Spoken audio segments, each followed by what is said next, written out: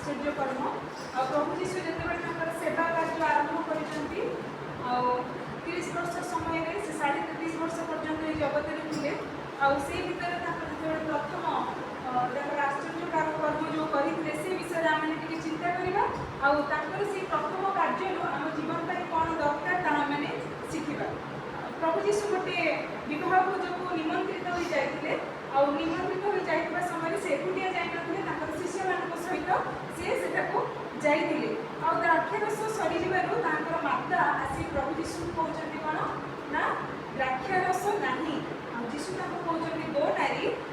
मत कहीं जड़ित करोच मोर समय एपर्यंत उपस्थित होना ए विषय आम अल्प टी समय चिंता करवा। आम प्रभु जीशु एभली प्रभु जीशु कहते एभली प्रभु कहते जे न डाकिले से पशि जाए से बाहा घर भर को से पसंदी ना कि कहीं न डाकिले से जाती ना से निमंत्रित हुए प्रभु आमर से जाइए शिष्य मान सहित आउ प्रथम आश्चर्य कार्य सी जो भोजन से समस्ते बसी द्राक्षारस जो दि जाए सरी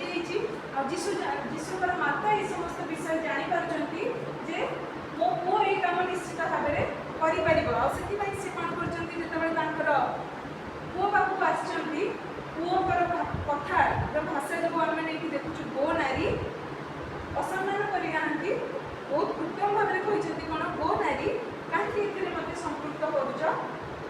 मोर समय एपर्यंत उपस्थित होना यह शुणिकिना मरियम रागी जाना केवल कौन कथा से कहना केवल गोटे विषय कहते परिचारक मैंने अर्थात जो मैंने सर्व करते से कहते कौन मूर्ख मानक से जहाँ कि कहती ताहा तुम कर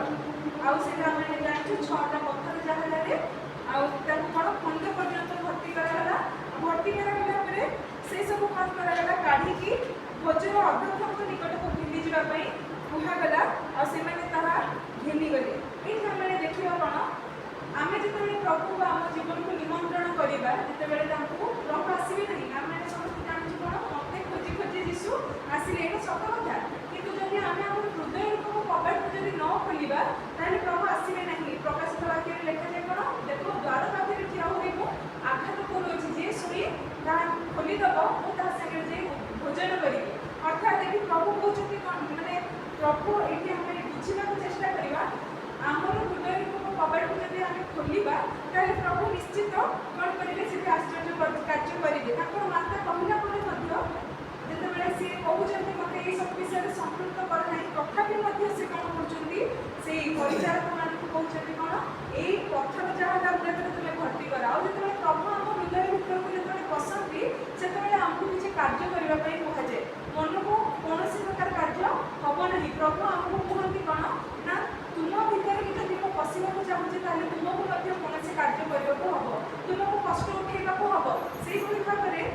खाली खाली बसिक किसी हम ना जे प्रकार ये परिचारक मैंने कौन कले 6टा पत्थर जहाज पानी भर्ती कले खंड पर्यंत निश्चित भाव 170 लिटर रु 180 लिटर गोटे गोटे पत्थर जहाजा तार जदि आम देखा प्राय से भर्ती कले आउ पुणी कौन कहते काढ़ी नहीं अधोक्षण दियो से चाहिए कौन कर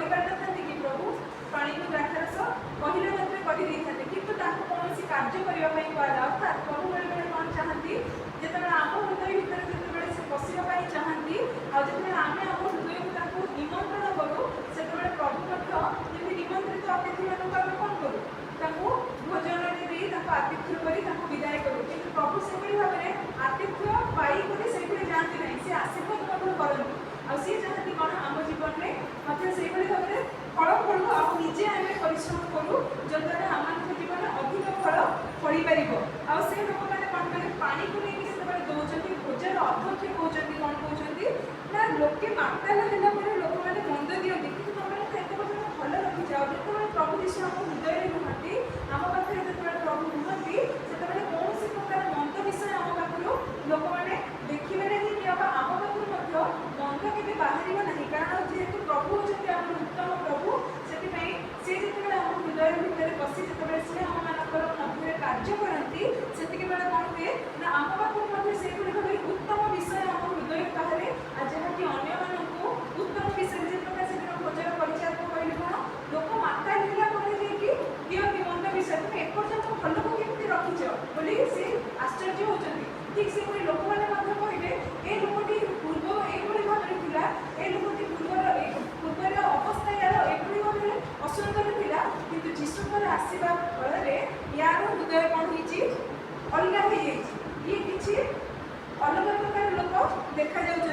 ସେଇଠି କ'ଣ 11 ପଦ ଆମେ ଦେଖୁଛୁ କ'ଣ ଯୀଶୁ ଏହି ପ୍ରକାର ଗାଲିଲର କାନାରେ ଆଶ୍ଚର୍ଯ୍ୟ କର୍ମ ଆରମ୍ଭ କରି